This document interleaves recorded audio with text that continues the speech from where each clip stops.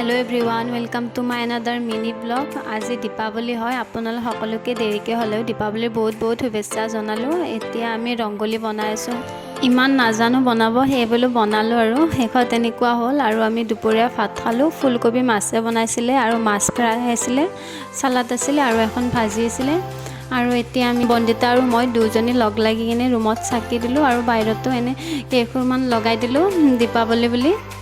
আৰু আজি কলেজতো ডিজে নাইট আছে তাতো যাম বুলি ভাবিছো আমি গোটে কেজনী।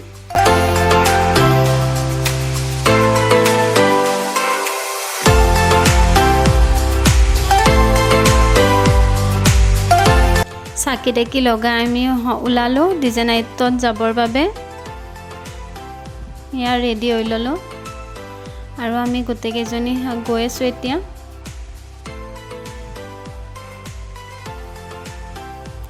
এয়া আমি আহি পালো আৰু এয়া অডিটৰিয়ামৰ বাহিৰত মানুহবিলাক আহিছে আৰু ফটোটো উঠি আছে।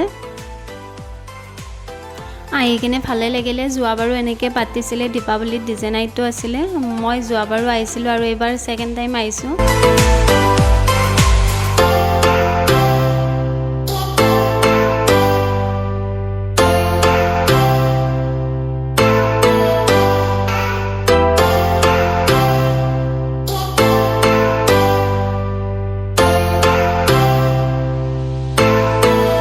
ৰুমত আহি ফ্ৰেছ হৈ ললো আৰু আমি যে দিনত ৰংগলী আঁকিছিলো দেখিবলৈ এনেকুৱা আছিলে চাকি দেখি লগাই দিয়াৰ পিছত।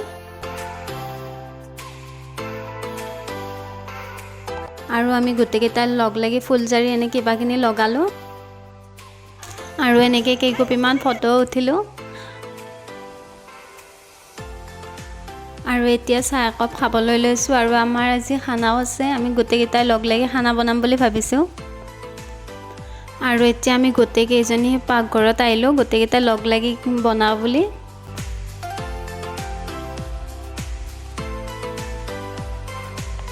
এইফালে গৰিমাই পনীৰ বনাই আছে।